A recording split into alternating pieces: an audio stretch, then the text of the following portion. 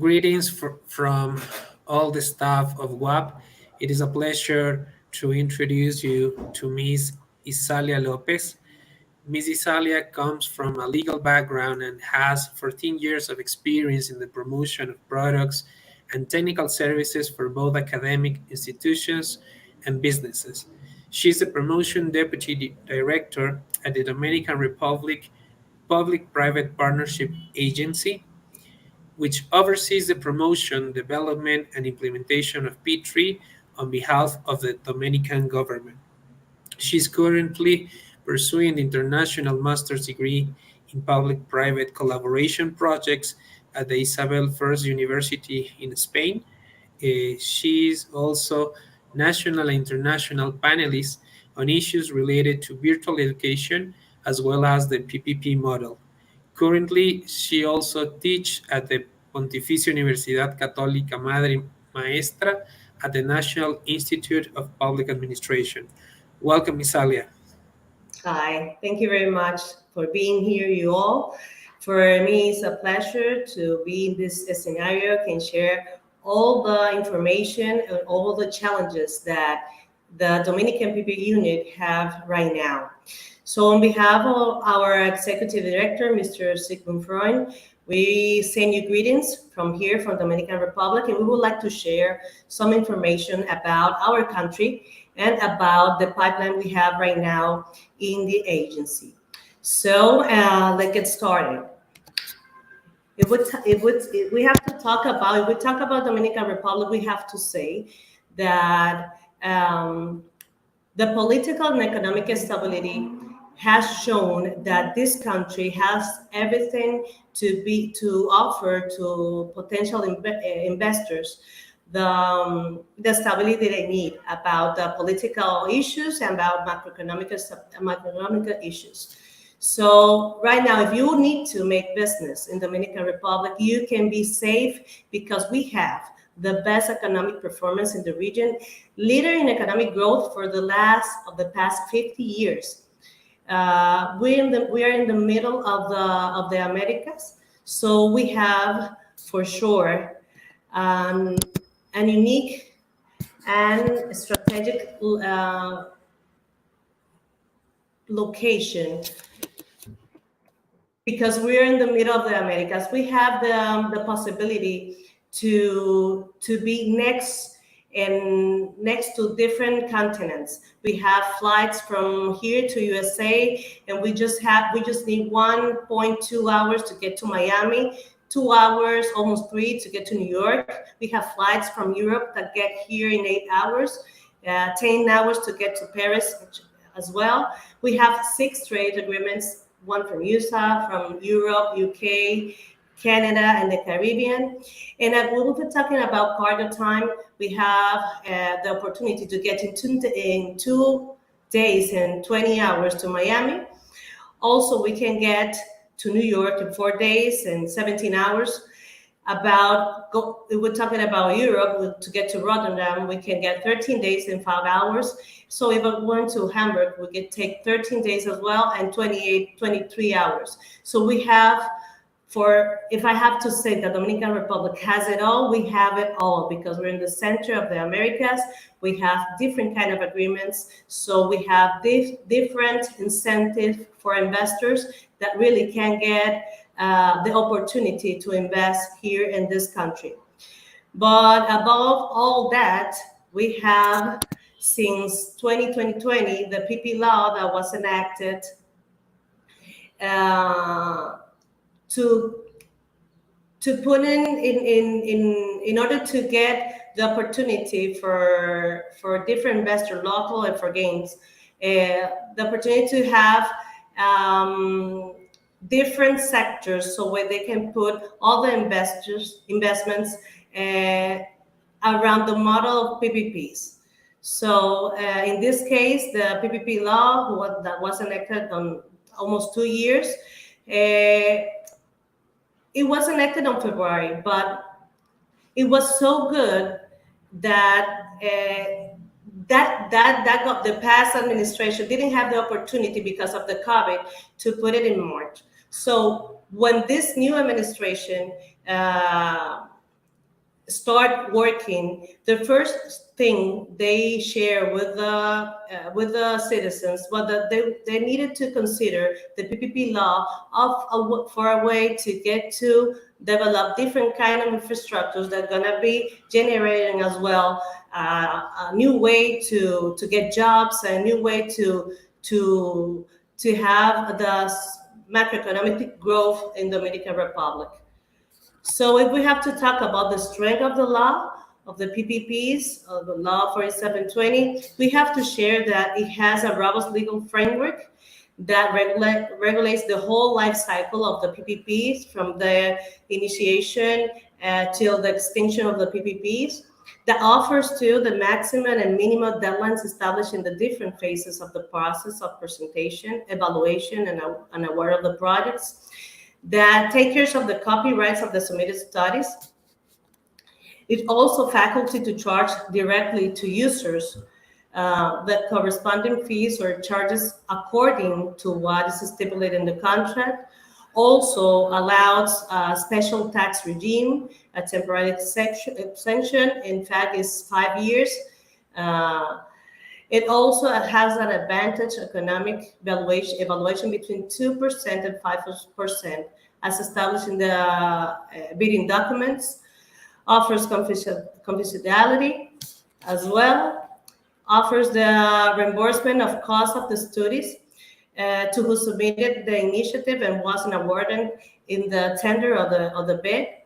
It offers clear delineation and responsibility to all parties involved in the process, and all initiatives, public or private, of course, because in this country we allow the non-solicited proposal as well.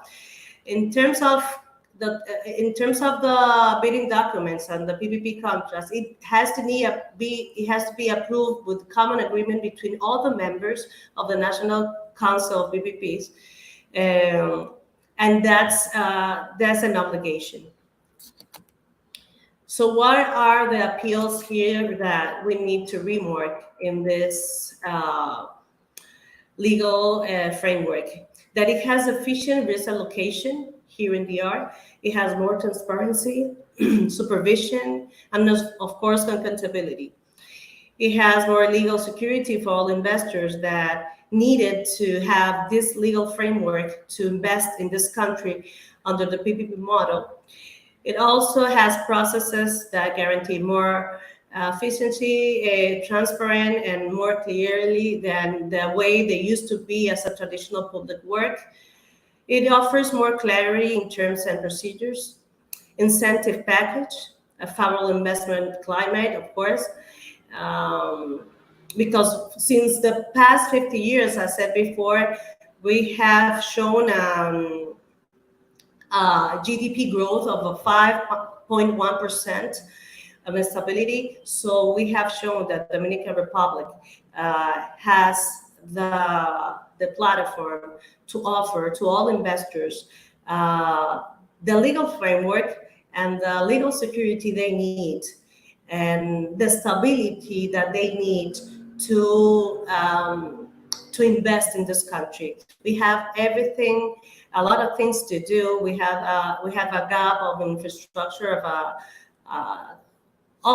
right now we're investing of GDP in 2% in infrastructure. So we have to get to the 5%. So we have a great opportunity of 3% to get there. So we have a lot of infrastructure to develop.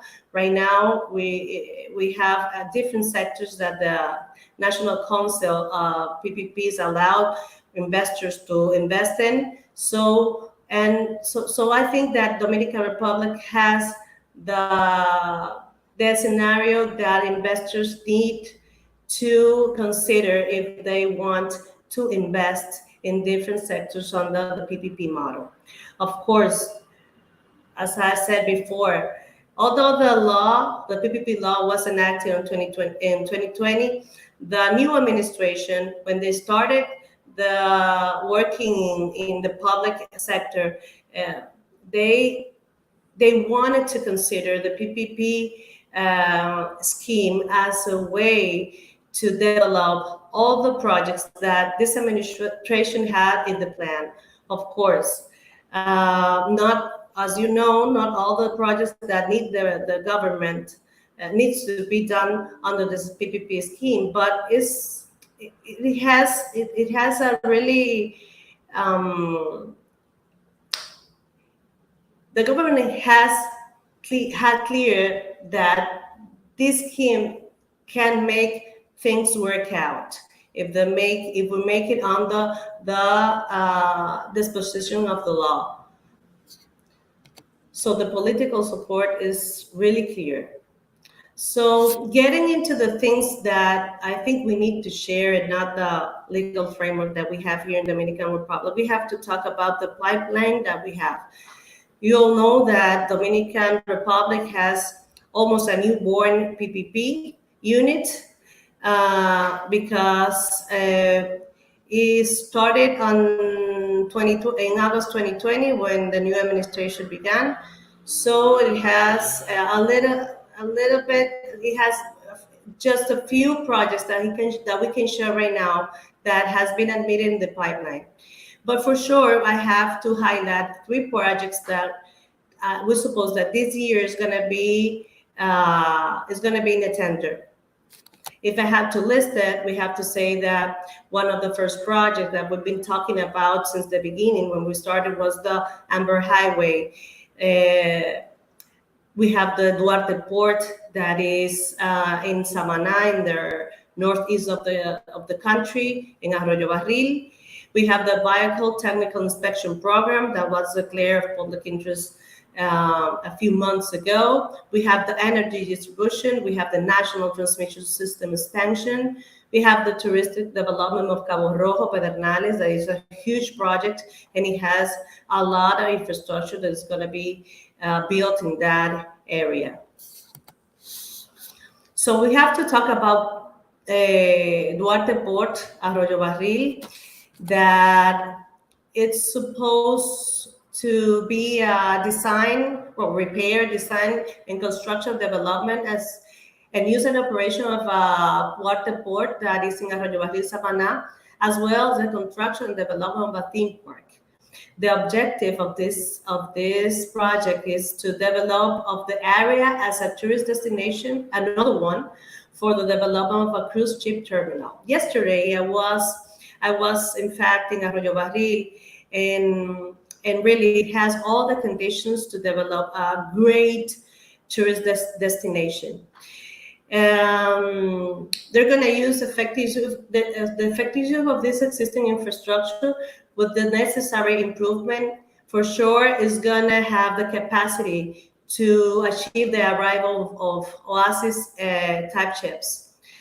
And also it contemplates the construction of theme park.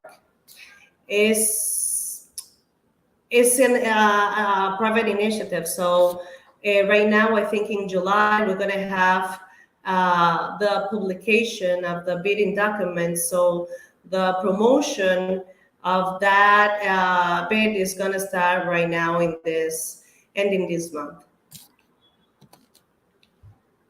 The PPP contract is supposed to have a term of 20 or 30 years, and the initial investment is $60 million, so it's a small ticket. That's the way Arroyo Barril looks, as you can see in the screen. The technical aspects are the expansion of that existing pier, more capacity, welcoming the Oasis cruise ship as the proposal was made. So they're going to be developing a recreational tourist complex with the development in the area of approximately 7.9 hectares adjacent for the port facilities. So one of the big projects the president talked about when he stepped in the public administration at the first time, it was the Amber Highway that, although it's a non-solicited proposal, we always think that it's a plan because we have the necessity to have that toll road in that area of the Dominican Republic that is going to connect, as you can see here, to the Atlantic coast that represent the second touristic pole of the Dominican Republic, with more than 10 1,000 hotel rooms, golf courses, cruise ports, adventure tourism, and real estate tourism. So right now, as you can see in the screen, we have different kind of roads, but to get to Puerto Plata, right now from Santiago, you have to almost take uh, 2 hours to Santiago to Puerto Plata. And from Santo Domingo to Puerto Plata, it takes 4 hours. So there is a big opportunity to develop this road, because we can get there from Santiago to Puerto Plata in just 25 minutes, and from Santo Domingo to Puerto Plata maybe in 2.5 hours. So it's a huge project that is for sure is going to develop the La Reina del Atlántico, Puerto Plata, as is deserved. So the description of the project is that it is a construction, operation, and maintenance by a private agent of a highway that allows connecting Puerto Plata in Santiago, as I said before. The project construction term is 2.5, and the total term of the contract is 40 years.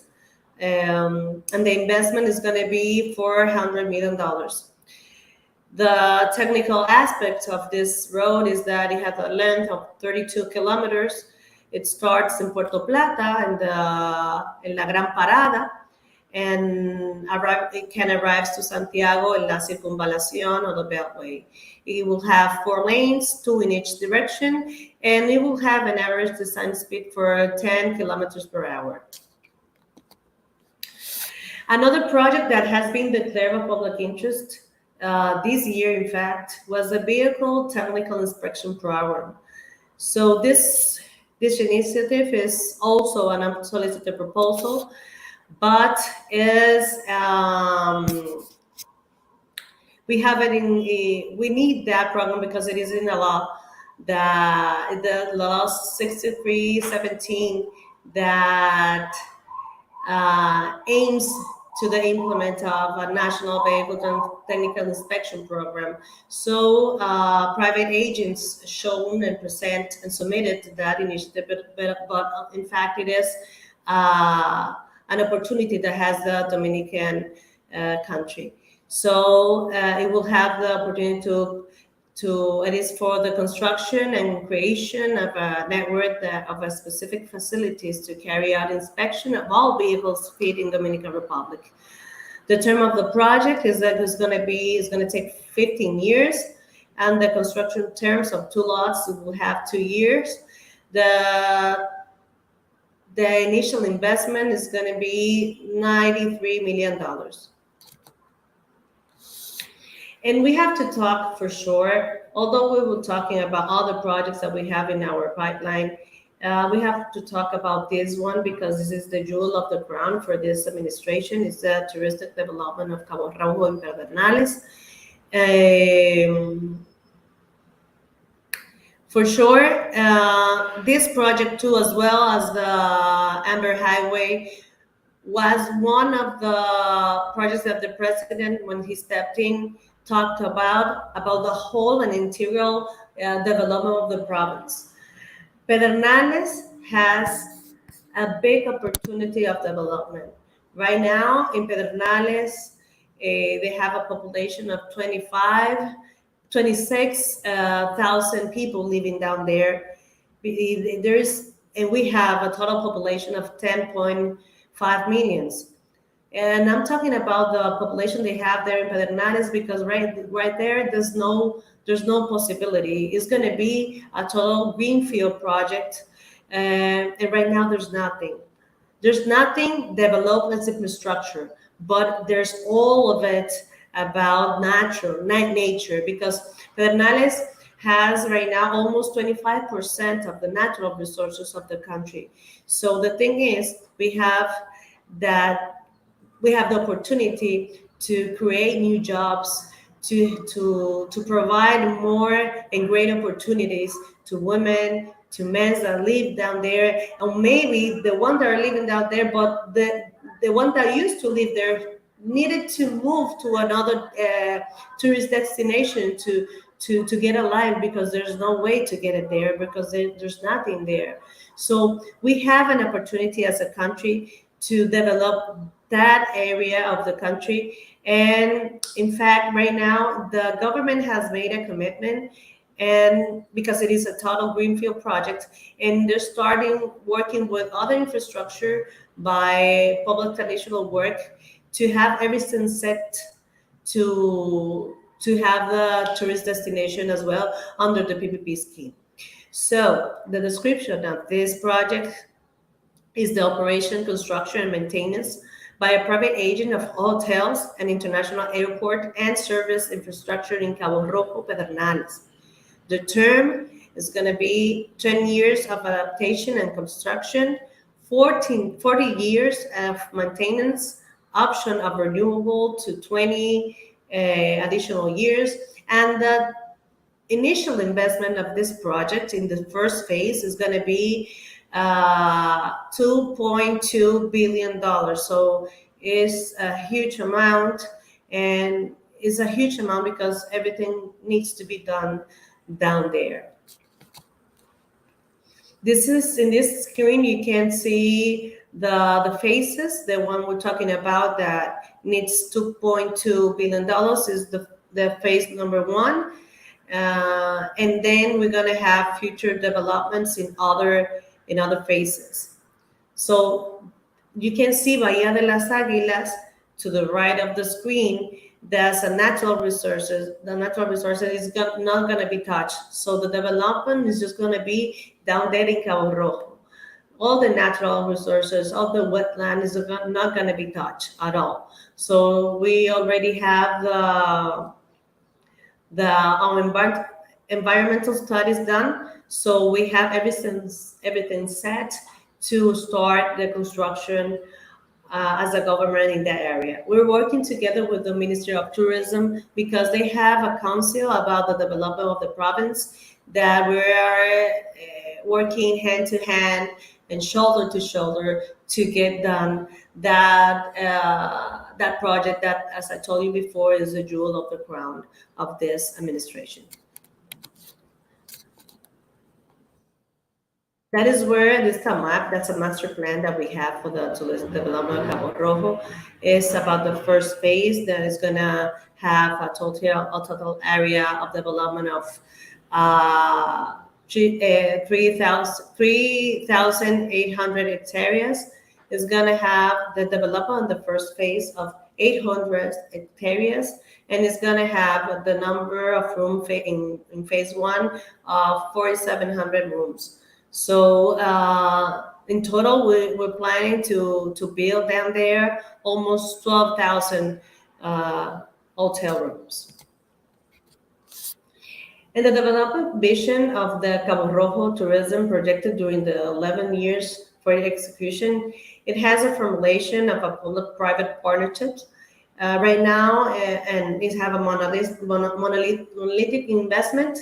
Right now we have the Fideicomiso Pro Pedernales Trust that is going to be making all the investment. It's a public trust that is going to be making all the investment of the infrastructure that needs to be built right now to have ready and have conditions to receive visitors from other countries. As I told you before, it contemplates 12,000 hotel rooms and international airport and infrastructure of 38 million square meters, the whole area. The land is a public land, so the government is gonna put the lands in the Fideicomiso Trust and the Trust Pro Pedernales Trust, and that's the investment that is gonna make the country for the development of the project. In fact, it's going to have as well an entertainment infrastructure. The elements in the investment plan and the initial business model contemplates 1,400 rooms, as I told you before, in 8 hotels. Right now, 8 hotel groups made the commitment to develop different kind of hotels, and it's going to be 8 or 9 hotels developing from here to 2025. That's the goal. Also, we're going to have a control course and Villa Lux, a water park, infrastructure of 10 million square meters. And for that, to make that, to have that ready, we need, and we are right now having some ongoing projects. We have the Cabo Rojo Pedernales aqueduct construction. We have Ministry of Public Works is working very hard to have the Cabo Rojo roads currently under construction to connect Enriquillo, one of the on the district down there in Pedernales, in the Pedernales province, Pedernales city. We have the electric line transmission too as well. So those are the projects that we are working right now, and the Fideco and the Pedernales Public Trust is taking care of it. As well, we have other infrastructures of those other infrastructure projects that there need to be made down there to get everything done to the tourist destination and the develop of these hotels. So right now we need to get accomplished for the phase 1, the hotel supply aqueduct, the construction of the sewage system, the construction of an equal water treatment plant that is right now is in a few weeks or maybe in 2 months we're gonna have ready the bidding documents under the model of a public work, of course, that is gonna be developed by the Pro Pedernales Trust. Those bids are going to be ready all this year to make everything done right there to get the develop of the Cabo Rojo Pedernales tourist destination. So also we are needing the storm drainage system construction, the construction of Cabo Rojo electrical substation, and the communication system construction. So as you can see, as an almost newborn PP unit, we are been working very hard to admit and receive all kinds of initiative in different sectors. It's been challenging. You all know that in this PPP world, everything counts. You have to consider different point of views from the communities, from the public administration, from the private sector, from everyone. So we'll be working very hard to get this done. As I told you before, we have a goal of in this year 2022 to start the competitive process of 2 initiatives, that is the Duarte Port, the cruise project, the terminal cruise project, and we have the Amber Highway that must be being started maybe in this last week of June or in the first week of July. So right now we have this to offer. We have the country to offer, and we have the legal framework that is needed in this situation that we need as a country to get the attractive business climate to get investors to see the Dominican Republic as a country that has a lot to offer, that they can trust, and that have the political and macroeconomic stability that they need to invest in different projects in different sectors under the PPP scheme.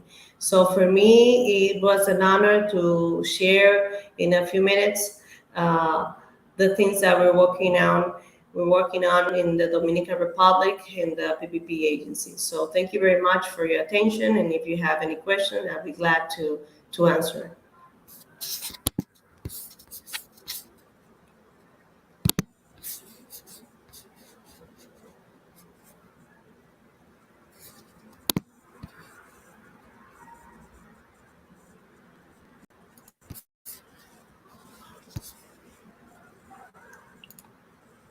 Muchas gracias, Isalia.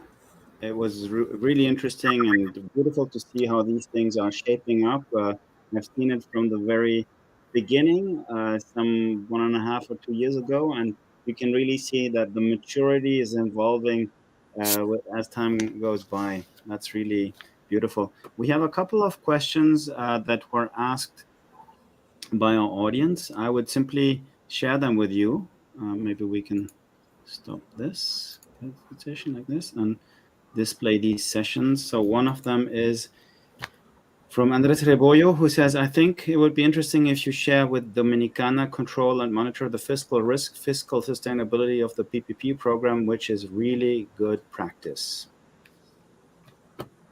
Andrés Rebollo. Hi, Andrés. I'm sorry. I'm sorry. Can you repeat the questions?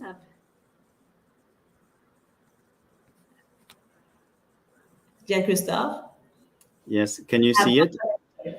Can you see the question?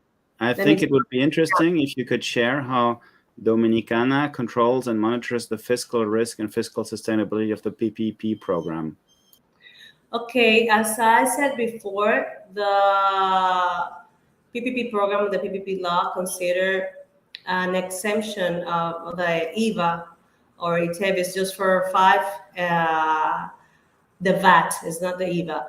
The VAT for during 5 years and the first years of the developing of the project. That's the only thing we have right now under the PPP law. But as well, we have the Confotur law, that is the 658/01, that have a lot of incentive for the development of the tourist destination. And as well, we have the 28/01 as the border law that also, if we're talking about the development of Pedernales, they have a lot of great incentive there. I can share the information later for you guys. I cannot hear you, Gustav. There is a follow-up question, I believe, also from Andres Rebollo on the limit of PPP liabilities. Well, would you like to invite him to stage so maybe he can say what he means with that? Exactamente. Okay. Andres, are you ready to come in? Hi, Andres. He was my teacher. Good. He's joining. Hi, Italia. How are you? Hi, Andres. ¿Cómo estás? Muy bien. I hope to see you soon. Yes, I hope to see you soon there. Congratulations for your presentation. No, I was meaning the part of your law and regulations to try to have under control the overall amount of payments and liabilities that we have been working the last months together. Remember, Yeah. there is one of the few countries in the region that is trying to avoid the fiscal risk of PPP to assuming too much long-term payment commitments. So you want to keep them under control. Do you remember what I mean now? I mean, by means of trying to assess the total amount of contingent liabilities and direct liabilities. No, I think it's interesting for the people. Yes, I think we're working on it, and the executive director has a new strategic way to. You know that we're having an amendment of the law. You know that? Yeah, but I didn't see it yet. No, it's not yet. It's not ready yet. So that we have a lot of things that was is supposed to be new in the application of the law about guarantees, about terms, about liability, as I was saying. So I think it would better wait for that to come, because right now we have to talk about the law that we have right now. So Aha, everything, that's why, yeah. I understand. So, yes, yes. So everything is going to be, maybe in a few months we have that ready. Excellent. I'm looking forward to see it. Of course, I'll be seeing you very soon. Thank you. Thank you, Andres. Thanks. So then we have another question here. How do you handle cross-border projects? As I told you before, we have cross-border about 80. You were talking.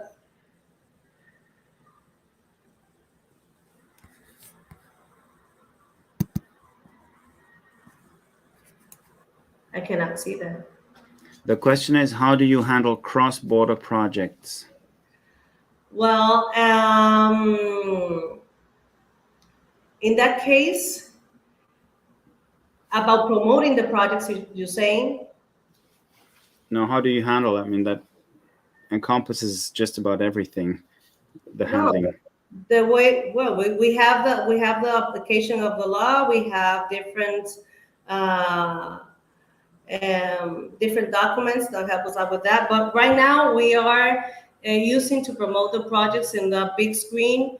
We are promoting using the support of the Pro Dominicana, that is the agency that promotes the Dominican Republic. We're using platforms like WAPPP. We are using MDBs to help us out with the institutional building, of course, and we are doing that. During doing that, we are promoting every single project that we have. Right now, we're working with different MDBs, as I was talking about earlier, and with the CAPE, with the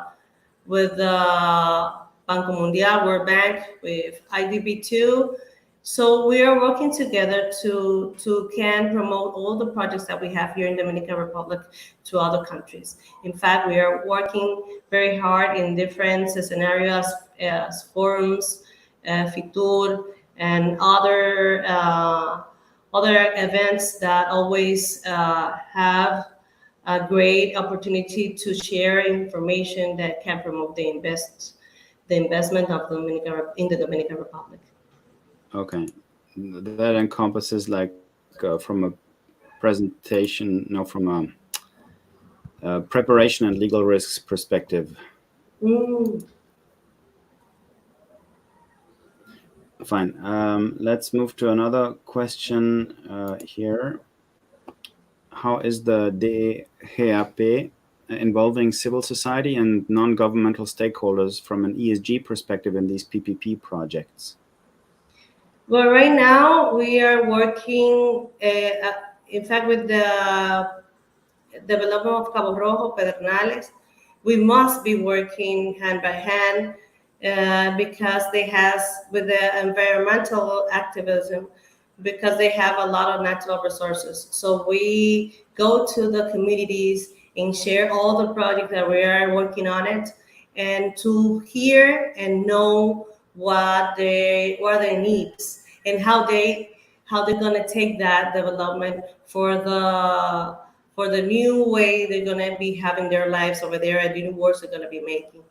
In fact, on the ATV, in the vehicle inspection national program, right now we worked as a sound marking, market sounding in March, and we have almost 15 talking about the private sector of different enterprises that work with that project, with that type of program. We have the best, 5 of the best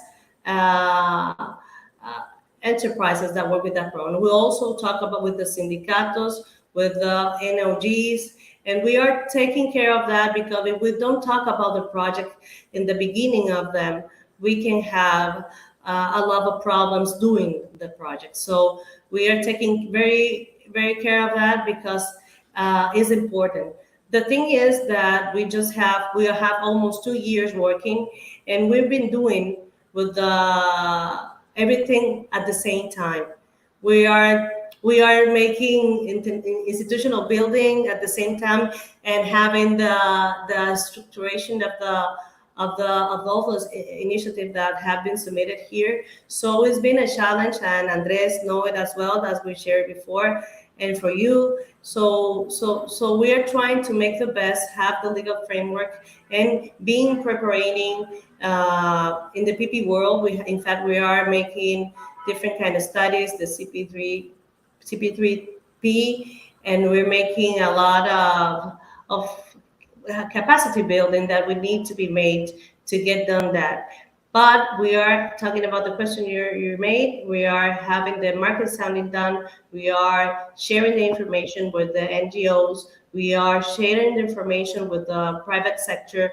So we're trying to make the process open as we can make it, so we can guarantee that the project can be successful. Excellent. We know that the Dominican PPP unit is fairly young and full of drive. So this question is, what is currently the most needed for the PPP preparation work of the WAPPP? Maybe you can give us the top 3 of your hit list. Well, as I told you before, we're working with MDBs, and they're helping us out with the the financing model is important for us, and it's important to have the to delimitate the process. So that's why we're working with them, because right now we are young, so we're not working alone, and that's a good thing, because I know every single PPP unit that is here that been here in my shoes right now needed that capacity building, needed that this kind of platform where you can share the good cases and the bad cases. So we are working too with the WAPPP that can give us that input that we needed to get everything done. So we have everything to learn, but we have right now, and we're humble about it, that we have the support of different institutions and different MTBs that are taking care of the capacity building of the institution right now. So we have a challenge, as well as have all of you guys had. Great. I don't see any further questions from the audience, so I think we'll finish on that note. Isalia Lopez, many thanks for having been with us and shared the plans and projects of the Dominican Republic in the field of PPPs. It's been a pleasure to host you at the WAPPP Annual Congress, and we wish you all the best for all these very ambitious projects. Thank we'll you. be happy to follow up on the progress you're making. Thank you. Thank you all. Have a nice day.